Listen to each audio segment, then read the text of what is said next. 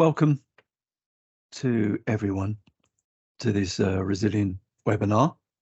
My name is Richard Mort and I will be your facilitator for this session. This is one of several webinars that we're going to be running over the summer. And this one is called Digital Launch, Hero or Zero, and it's enabling QA to drive digital transformation success. So the focus for this is really the fact that Resilient has a great deal of experience of working within digital transformation programs. We thought it'd be really interesting to actually sort of discuss some of the experiences that we've had. Obviously, our focus is very much from a QA perspective. Consider some of the good stories, consider some of the not so good stories, but also sort of really think about some of the key challenges around digital transformation with a very much a strong specific QA flavour. So to really sort of discuss this, we've brought together virtually two of our key consultants who have had a lot of experience in this area and will be happy to share those experiences with you. So without further ado, I would just like to introduce these gentlemen. So Johan, if you could introduce yourself, please, sir. Yes, thank you, Rich. So I'm Johan Gabriels. A long time ago, I was educated as an engineer in applied physics, but then I started my professional career as a software engineer, first in the Java world, and then a bit back to my roots as a physicist in the embedded world. So I became an embedded software engineer. And that was all before I enrolled into the wonderful world of QA and testing. So my experience as in QA started as an engineer in mobile test automation. And then I became a system integration and validation engineer before becoming a test manager and a QA lead. I've worked in a bunch of sectors like finance, public sector, telecom, and the process industry. And I've seen many projects fail, but luckily also many projects succeed. That's excellent. Okay, thank you, Johan. And Matt, would you like to introduce yourself, sir? Yes, thank you, Richard. So some of you may already know me. My name is Matthew Clarke.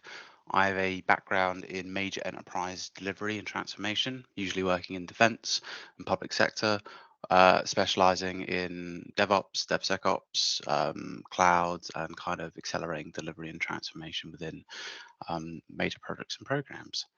Hopefully you get out something of today's session, and it's exciting. That's right, exciting. It's going to blow people's socks off. Two guys talking about transformation. Okay, thank you very much. So hold on to your socks, everyone. So just quickly before we start sort of throwing some questions at you, there will be a Q&A session towards the end of this webinar. So if you would like to ask questions, then that's great. Just raise your hand as you normally would in a Teams meeting. If you have a burning question that needs to be answered there and then, by all means, raise your hand. We've got a great back office staff who is ready to sort of intercept you and get you unmuted so that you can actually ask that question to the two guys. So I hope that's okay. So gents, I want to kick off by actually sort of thinking about the following. The Harvard Business Review undertook a study of a lot of other studies of the failure or success rate of digital transformation programs. And they came out with a range of between 70 and 95% that these programs did not meet their original business and technical objectives, which is a huge number. So I guess my first question to you is really digital transformation's been around for a good 10 years now. Why is there still such a poor rate of success, and how is this impacting the QA involved? And I will throw that to yourself, Matt, if I may, to begin with. So over to you, please. Yeah, of course. And it's a really interesting meta-analysis that the Harvard Business Review looked at. And I think more often than not, a lot of these sort of papers into the way that businesses operate are ignored or not considered from the perspective of executive teams and leadership teams. When it comes to digital transformation, it has been around for a long time, but it's largely because businesses get stuck in transformation or they aren't clear why they want to do that transformation to begin with. And I think we've all discussed it from time to time. Companies introduce new technologies, they introduce new processes, but the outcome and the vision of what they're trying to achieve just isn't there. And the consequences, other people don't buy into it. They get stuck in that continuous change process and they never really become what they want it to be. And we see that a lot in both public sector and private sector. There are companies that have succeeded, but they are the exception to the rule. I think there's another study carried out by government that only something like 0.5% of all government programs actually deliver benefit, at least in the digital space. And that should be really alarming to people because it transcends back into the public sector, the private sector as well. In terms of the companies that have actually succeeded in their transformations, and that are post-transformation companies, you're really looking at a small minority of organizations like JP Morgan, maybe business and technology leaders like Netflix, but all of them will get to a point of saturation and they'll then have to go on another transformation journey. And it impacts QA, especially an organization like ours where we have to feed so many different clients. And Johan will probably be able to speak about that at length in a bit. But we have to have the full range and depth of technical capability and experience from really advanced post-transformation businesses to those companies that are still stuck or haven't even begun their journey, and how do we accommodate them and bring them up all to the same level of assurance. It's no easy task, and something that really needs to be explored further. How do you feel about that, Johan? Yeah, it's hard, huh? How do you transform or change something? Let's take, for example, for yourself, maybe some people have quit smoking. First, you need to believe in it yourself. And then it's just yourself. And if you need to do digital transformation for a full company, you need to convince a lot of people. You need to get everyone on board on the why. Why do we need to do this, and convince them? And it's often like people follow a trend, some buzzwords, and then they think, oh, we need to do this, we need to do this. But they didn't start with the vision. Huh? They just started with some buzzwords, some trends. They adopted a methodology, and suddenly some part of the organization is lost. And it's like, hey, the rule book of the methodology says this and this. But that's not how you start. You start by really envisioning, why do I want to transform, and convince everyone on the need to do this. And I think you talk about methodologies there, but the one thing that a lot of places forget, and maybe we do in our own way, is what they're transforming for. Not even just an outcome, but why do they need to do it, and what the end state really looks like. You talk about having a vision for what transformation is, and without that vision, you're not going to be successful. But not everyone's is going to be the same. It's not the same journey, and it's not the same transformation state you're all trying to achieve. And I think that's something that needs to be bared out in a kind of mature conversation. Yes, and take away bottlenecks, which people, or they might have some prejudgments before you start. And yeah, you really need to envision the end state, and you really need to keep steering and steering and steering toward that. Okay, that's interesting. So from a point of view of good examples, can you sort of share some ideas as to where you've sort of worked, where the QA side of the DT, the digital transformation program, has worked really well, or has in fact even driven the program towards success? Yeah, usually the program starts with some ambition towards the end customer, towards the end user, but you also may not forget your internal organization. So you need to have all your employees on board. And the first thing is, do not focus on the tooling. Focus on what do we need to achieve. Don't focus too much on the technology stack, or because then people tend to rush into that. That's the first thing. Convince the people of what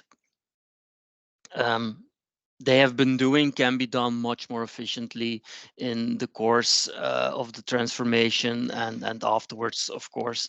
For me personally, I did a large transformation in the telecom sector. It was quite challenging, but by getting everyone on board, quickly came up with the decision, we cannot do this as a big bang approach. So we really need to do this in a gradual step-by-step way. So in effect, a second system was built next to the original system, and gradually, one by one, all these API calls and all these system or subsystem went over to the new system of the transformation. And actually, by the time it was launch day, launching towards the end customer was nothing more than a marketing event, because on technology side, for months, the new system has been running, giving a run for its money. And that was by getting everyone on board and having an open discussion, we could do this. So I would recommend it to anyone. Don't follow the big bang approach, follow a gradual pattern in approaching your digital transformation. Yeah, I think there's some interesting points in there, Johan, and I think there's a layer to unpack in. One, when you go away and you implement a project, a program, doesn't even have to be a digital transformation program, there still remains such a big challenge around silos and communication, and technology, as anyone will know from an engineering perspective, does not address institutional problems or challenges, and it doesn't drive transformation. And that's coming from an engineer. It's people and it's process, and those two things are what you need to get right before you move on to the next stage. And so often we see that we follow trends. I mean, ourselves, we look at DevOps and DevSecOps and CI and change enablement, but why do we do that outside of just a context of everyone's doing it? And it's because those concepts were designed to address the challenges that we're talking about. DevOps wasn't about introducing technology, it was about introducing communication. DevSecOps wasn't about introducing newer and more exciting ways to manage security, it was about introducing communication. It was about observability, and it's about bringing everyone along a single vision and a single critical pathway to success. And that's what really needs to be understood about what digital transformation really is and when it's successful. And we talk about companies that have maybe done it right and the way that they've approached it. And you've got a whole plethora out there. So you can either look at companies that have an objective that is not necessarily to become just more digital, but to have that digital capability enable their true objective. So we might look at a company like Body Shop that is very much moving online. It's very much moving away from the storefront, but it's doing that to achieve its other objective, not to be digital, but to be sustainable. So their digital transformation vision is sustainability. A bank or financial institution's digital transformation journey might be more about how do they expand their portfolio. It might be more about how they deal with the consequences of ESG and the rising demand for corporate responsibility within their financial portfolios, which is a serious stress. And that kind of leads up to why you want to have this transformation to begin with. We also see it quite well in government sometimes not. Organizations like the ONS or some of the kind of niche periphery organizations within government have the freedom to take big risks, and usually that pays off for them. In the recent UK census, it was incredibly successful, and even to some of the Home Office's internal digital transformation programs that managed to deliver a successful EU exit for all those EU citizens and have them settle in the UK where they wanted to much more serious programs like we're currently seeing in the UK intelligence sector, where we've managed to do an absolutely outstanding job of modernizing, adapting, and being able to deliver such a great amount of support to Ukraine. It's really interesting to see the variant outcomes of what it actually really looks like. Okay, that's good. Thank you. So my next question to you, and you'll have to actually explain the question back to me, is basically how to deliver QA in a post-transformation context. So perhaps if one of you could start off by telling us what post-transformation context actually means. Yeah, I mean, I'll try to not make everyone's ear cringe and take it away from being some bizarre buzzword that doesn't particularly mean anything. When we're kind of talking about post-transformation, we're talking about businesses that have managed to organize themselves, find their identity, and have a mature kind of process in place that allows them to effectively utilize technology, right? So, are you cloud first? Are you open source first? Do you actually have the ability to have change enablement in your organization? Are you freaked out by introducing things, or is it a really streamlined process? When we talk about post-transformation companies, we are talking about your JP Morgans, we're talking about your maybe USDOD, maybe your UK intelligence services potentially, and they are a minority of businesses. And you can see the impact they're having in simple things about how they're dominating the market at the moment. We see post-transformation companies stock explode. We see post-transformational companies be the darlings of things like Twitter and Reddit because they're so admired. And we know that we want to emulate those companies. And that's largely when we know that a company's achieved its transformation because we want to be like them. So when we want to copy these big famous technology houses, it's because we just want to be more like them because we like what they're doing and what they want to be. So that's kind of what we're talking about in a post-transformation context. More specifically to what most of us do, and then if you're looking at QA and that kind of thing, you're looking at a business that's successfully adopted cloud, successfully adopted microservices, event-driven services, is very much in the domain of shift left and shift right technology stacks, and has the ability to have fully autonomous solutions within their kind of digital space. Because that radically changes the approach to testing, radically changes the way that we deliver it, and it also changes the kind of methodologies around the way that people operate, right? Yes. Long gone are the days of long gone are the days of change control being a positive. It's now a negative, where you have a philosophy of change enablement, you have a philosophy of reducing friction, and those are all probably things that you're really comfortable with, Johan, previously, especially in the context of things like Dora. Yeah, of course. Yeah, for me, in a post-transformation context, that testing and QA becomes a lot more important, because being digital first for me means that you have a very fast cycles, very fast process time, lead times to get your business value out as soon as possible. So you adopt the change. All your QA and testing activities, they need to be embedded into the engineering of your product, or inside the development of the product. And when you do that, you get these fast cycles. You can fastly change without a separate testing phase at the end, because it was, I think, Deming, the father of quality, once said, you cannot achieve quality by having an inspection phase at the end. It's when you do the inspection, the quality is there or it's not there. So you really need to build that in. And on the other hand, when you do it properly, like all these successful companies you mentioned, Matt, you get a lot of metrics back from production. Like you know what your customers are doing, how many error flows there are in production, and you can steer, you can intervene when you adopt fast cycle times. I think that's a good point, right? I don't know how many people have embraced the notion that testing isn't a quality gate anymore. It's not a control point. It's not actually designed just to validate some line of code. It's an accelerator. It's an accelerator to change, and it's an accelerator to bringing maturity into an organization. If you have a mature modern testing practice, like a real engineering practice, you've got a huge amount of observability. So suddenly you're introducing business intelligence that allows you to make smart decisions. You have some organizations able to bridge the gap between silos. So silo development teams, architecture teams, and even the long forgotten but continuous issue of not actually handing over to operations teams properly.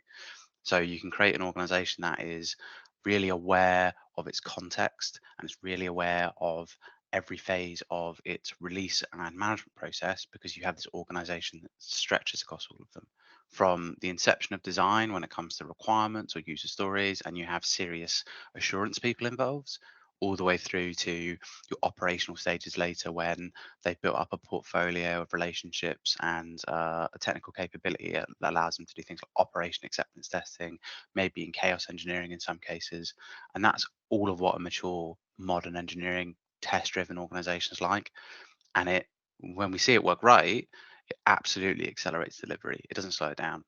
Development teams have more confidence to change and change at will. Management teams are much more willing to make investments because they understand what's going on. And these kind of things come back to why you even want to do this to begin with, right? It's about observability. And it's also about the role of your test engineer or your QA engineer. In the pre-transformation context, they might have been into a mindset of how do I test this feature, going from development into production. But now the mindset should be full upstream to downstream. How does the end user interact with this product? And how can I engage my fellow developers, the engineers, to go into that mindset and think about that and go as swiftly and quickly as possible all the way to those end users. Yeah, I think that's a really good point. Yeah, that's interesting. So you're talking about your fellow testers there, but if is a challenge for you, Johan. So you've got a digital transformation program coming up. You are trying to work within a company that's not actually that happy with change, that is really sort of comfortable with the way that it's working already. And the transformation will shake it up big time. How do you work and convince stakeholders? And I'm thinking this very much from a quality assurance perspective. How do you actually sort of get them on board? How do you get them to actually embrace that change, to get them to understand that it is going to make quite a difference to their lives and obviously to the customers' lives? Yeah, you mentioned actually the hardest problem in the digital transformation now. Doing the technology transformation, it's usually more straightforward, but getting the people on board, that's the hard part. So development, the engineers, they go pretty fast with implementing a new technology, but those reluctant stakeholders, at a certain moment, they tend to lose solid ground underneath them, and then they feel lost. And if they keep feeling lost, yeah, they know, yeah, they give up. They give up. They stop caring, and that's the worst thing you can have in an organization. So to get those reluctant stakeholders who do not want to adopt a change on board, you need to talk to them, and you need to take them step by step, and you need to convince them with quick wins. Like once you have a quick win, you can talk to them like, hey, we used to do this. This kind of process, it took months. No, some months ago, it took days. And now, after the digital transformation, you can do it in the snap of a finger. So that's one of the ways to get them on board, quick wins. And it's also hard. At a certain moment, you need to build bridges. On the one hand, if you're not willing to change stakeholders, on the other hand, you have the technical developers, the engineers on the side, and they live in different worlds. You need to build bridges between them, and they need to, at a certain moment, start caring about a common goal, and then they become like a steering group with very, very short communication lines, which can drive the business forward. And at a certain moment, when you have those short communication lines, those reluctant stakeholders, they might propose a change. And then their full cycle converted from being reluctant to being an adopter, and even bearing change towards the future for a common business goal. That's cool. Yeah. It comes down to a utility of a thing, right?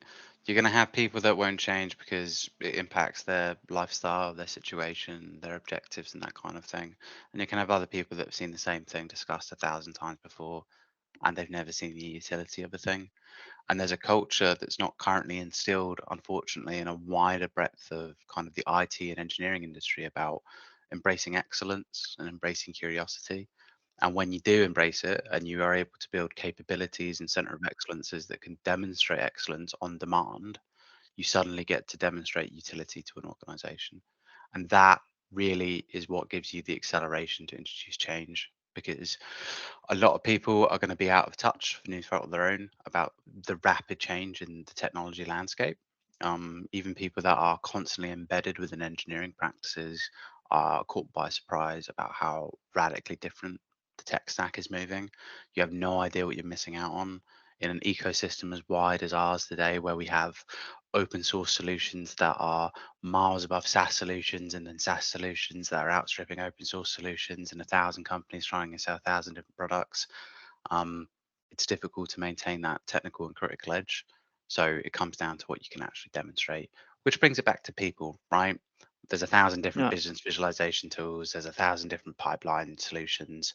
There's only one Kubernetes, but more or less the same. It comes down to what you're actually able to do with the tools that you have, and that just comes down to really basic things that it's always been, which is leadership, it's strategy, it's governance, and it's having the maturity to know who you are, what you're trying to achieve, and if people really want to do it and why. And that's something to see when it comes to stakeholder management. And sometimes you just push it through anyway because you're wily and a bit annoying and aggressive. But it's also a way of convincing people with quick wins. When you push something through, and in the end you can show them, hey, didn't your life get more easy? It's also a way of getting them on board. You always have a few hard people who are really reluctant. Good. One of the things that's probably quite radical that we're doing at the moment, and we've kind of been doing a cultural conversion of some of maybe our post transformation customers, is a really radical notion, and this is radical, where your testing practice and your assurance practice is actually more technically sophisticated, more engineeringly focused, more architecturally savvy than your actual developer, your actual engineer, or your actual architect. Because on paper or in principle, you would think, why would you do that, right? Why would you ever have a situation where your best people aren't doing your delivery, but they're doing your assurance? But when you actually have that situation, it radically changes the landscape. It means that your best people are bringing up your less skilled people. So you're actually developing a much more mature and competent team by having a test-led organization where those testers are actually your best engineers and your best leaders and your best architects. And you're also getting to a place where your assurance is the best it's ever going to be. And you actually start to understand what good looks like, because that's another thing. If you go into an organization or someone's starting out on a new project, if you're not familiar with what good looks like, you're just doing your best, or you're trusting papers, or you're trusting blogs, or you're trusting some consultant that you don't know, or that kind of thing. And if you're able to put your best people in the assurance seat, which is a radical idea, it's very uncomfortable, it changes the landscape. And what we're seeing at organizations that have really continued on their journey is that they're starting to do that. And it's really, really different. And it's a big culture shock to have a notion that testing is actually the forefront of your technical discipline. And it's something I'd like to see accelerated and rolled out. And one of the things we're seeing quite frequently is as a business that's focused on QA, our deployment and DevSecOps capability is second to none in maturity. So we're getting to a situation now where we're having to do things like cloud design, development, builds, just so we can go and do our testing, because the quality of the solution that's been designed for assurance is becoming above and beyond what you would just do normally. And that's really bewildering to a lot of people that could happen. And it's a big shock, and they don't know how to process it sometimes. And that's something that I'm quite excited to see, and is actually interesting in terms of something that's a bit different and a bit unique in where things are going in the test kind of test arena. So the thing that's interesting from what you say there is that really is QA driving the program, or has the capability to sort of drive the program. Yeah, indeed. And you get into a situation where, let's say traditionally you're doing a waterfall delivery, and some poor son of a bitch somewhere is doing 1,000 non-functional requirements, and they're crying, and they're, you know, wishing that they weren't born because they've been on their 30th Jira ticket that nobody's ever going to read. And then all of a sudden, lo and behold, the developers never read it, the architects weren't interested because they had their own ideas, and then QA is trying to test against it down the line and goes, oh, well, this isn't right. And then someone just shrugs and go, well, you know, we didn't read the ticket. And getting to a situation where, because you are demonstrating excellence, there is a much greater tendency to actually be interested in what you're talking about. And we have a situation at the moment where, rather than doing the delivery of a thing, we've been brought in to do assurance of security and cloud capability. And the delivery teams are doing their best. They're following their experience. They're going, okay, we're going to use this technology. We're going to use these tools. We're going to do it in these ways. We're going to use our best external partners to help us do it. And then it actually gets to an assurance phase of people that have done it a dozen times. It's ripped to pieces. And then they're not upset or frustrated because it's in that design phase. It's that shift left mentality. They're like, oh, okay, we can now get into a situation where we can design a well-architected framework from the outset, listen to our assurance people who know what they're doing, and all of a sudden we've got an operationally excellent solution that's going to be developed and matured over the next 12 months, rather than something that's kind of pobbly together. It's a mix of quality, it's a mix of ability, and there isn't really a vision for what excellence looks like. Okay, that sounds good. I want to throw at you both. One of the things that we wanted our audience to take away from this webinar was the body swerving of some of the trapdoors. And I guess you guys, looking at both of you, you've both fallen through a few trapdoors in your time. But Johan, if you were to say to the audience, these are the three key things that you should sort of think about from a digital transformation program from a QA side, what would those three things be, please? Well, yeah, the first thing I've mentioned before, that would be the lack of involvement across the organization. No matter what the role of the people in your organization is, you really need to get everyone on board. Yeah, that's the biggest one. Because at the end, when you think already and not everyone was involved, some nasty surprises can wait for you. Then the second trapdoor, need to think a bit. That would be limiting engineering creativity by having bureaucratic processes. You need to leave the people who actually have to develop some engineering creativity to validate faster. Get out of the way, but set very hard challenges. So give them the hard challenges and trust them to solve those quality issues. Third pitfall, it's a hard one to think about. It would be being stuck into your own vision at the beginning.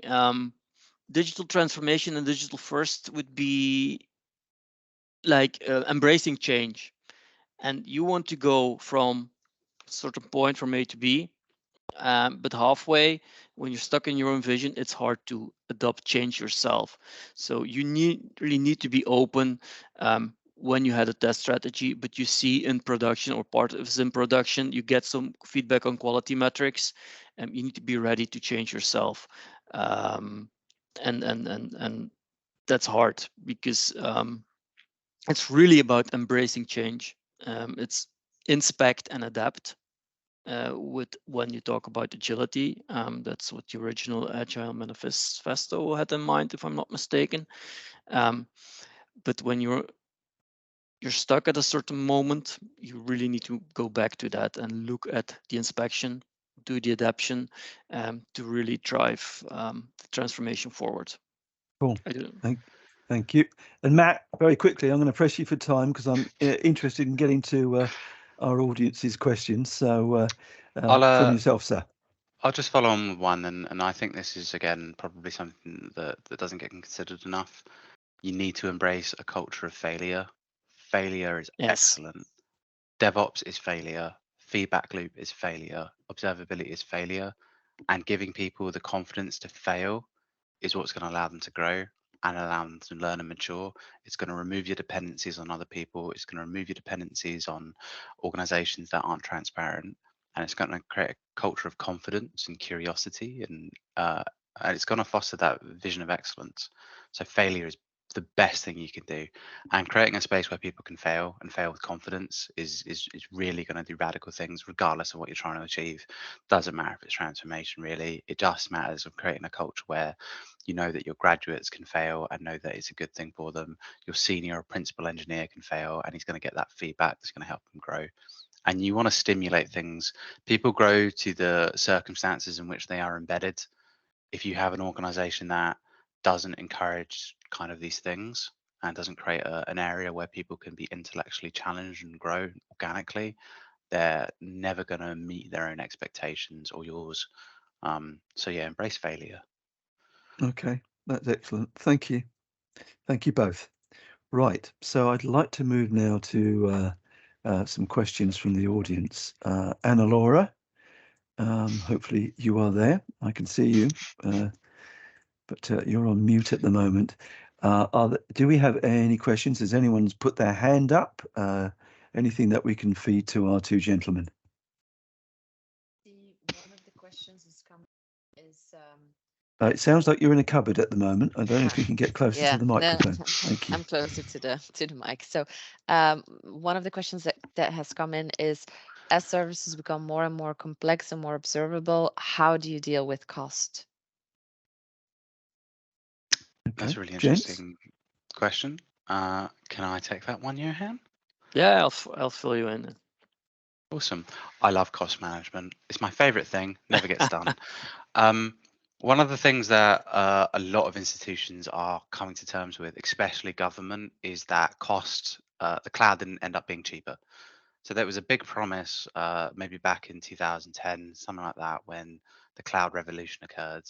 And everyone thought it was going to save loads of money, right? Everything was going to be ephemeral. Everything was going to be on a consumption basis. You don't have to build big data centers. Lo and behold, 15 years later, 10 years later, we've got enormous cloud bills, and it's crippling some organizations, and they are out of control in a lot of ways. When it comes to cost management, it needs to exist in parity with everything else in a well-architected framework. So cost isn't more important or less important than security. It's not more important or less important than performance. And that isn't like an opinion basis. From an engineering perspective, when you have parity of these things, you actually get the best outcome. So the way that you manage cost in a modern organization is through having really mature observability platforms. So that might be something like Grafana, it might be something like Power BI, whatever it is, where you've got a single source of truth and you're able to bring alignment and strategy into one place. And you can start to target areas on a case by case basis. You can really start to dive down and why something is the case and why aren't we doing it better. There's a whole culture of right sizing that I really wish would get embraced, especially by testing and engineering teams. A good quality product is the smallest possible product in terms of engineering design, be that containers, be that cloud, whatever. And not enough commitment or care or time is put into architecting things for cost in the long term and in the design phase of things. But yeah, a centralized observability platform with open source or proprietary tools is going to do a world of good for anyone who's worried about that kind of thing. But yeah, for me, I want to add, many projects start and they want to diminish the initial project cost, and they're not thinking about the full product when it's live and when there's fully in operations and delivering business value. So what Matt says is you need to bring as much business value with as smallest product as possible. If you are in that mindset and you do increments on that change, your cost should not become out of control. But then you need to envision the life cycle of the project when it starts, and yeah, and be ready to adapt change, because at the beginning of a project you know the fewest variables, and especially with a waterfall you do these a large amount of assumptions and requirements, but you have the least actual info, the least empirical facts, and that's what Matt says. with the smallest possible product. You can measure the value, you can steer on that, and grow on that. And in the meantime, you already have return of investment because there is a product live. Good. Okay, thank you very much. And thank you for that question. Anna-Laura, do you have any other questions at all from the audience? Yeah, another question that popped up is, and I think it's an interesting one. How do you ensure that testing is viewed as an enabler and not a blocker? Do you want to do rock, paper, scissors?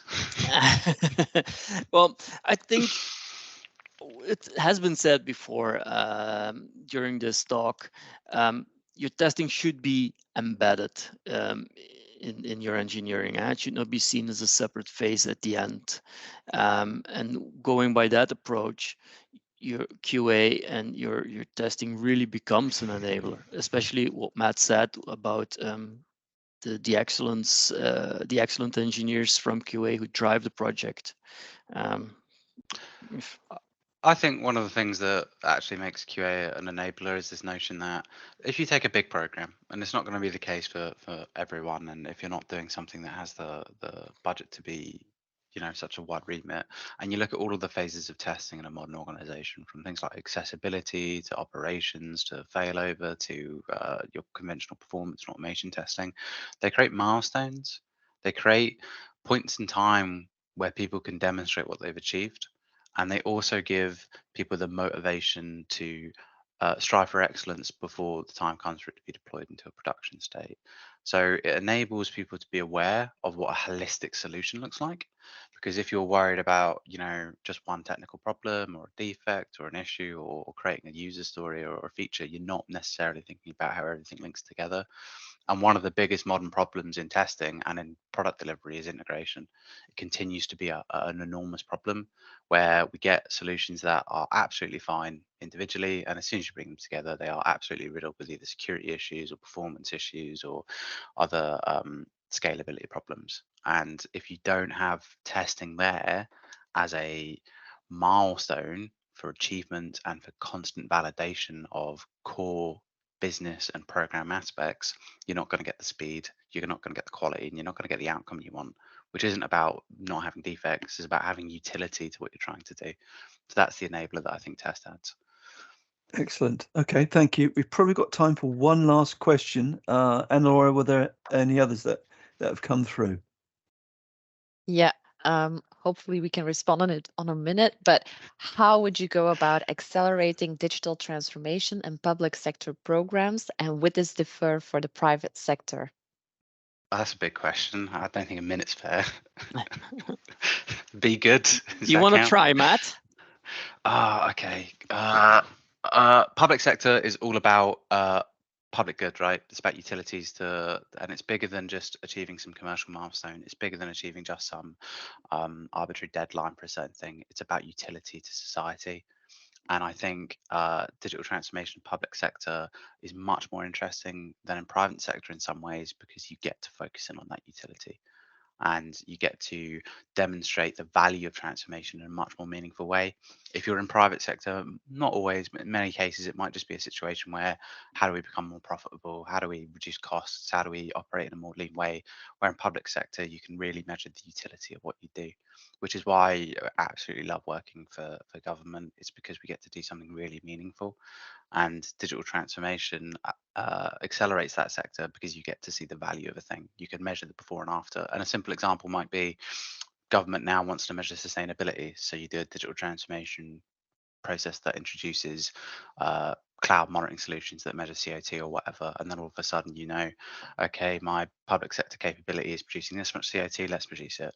And then in a year's time, you've made that problem go away, or you've addressed it or mitigated it, and you can go to the public with confidence and go, hey, we're trying to make a better society.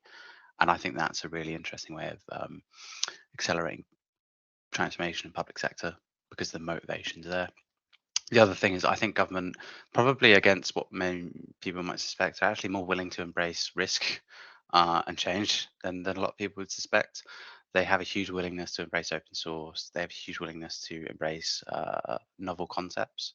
because their priority is doing what's best for society and people, rather than worrying about their shareholder meeting or whatever. There is lots of really great stuff in the public sector, which I don't think we have time to cover in the negative 1 minute that I've used, but I hope there goes some way to explain how you might rapidly introduce transformation in public sector. Okay, thank you very much. So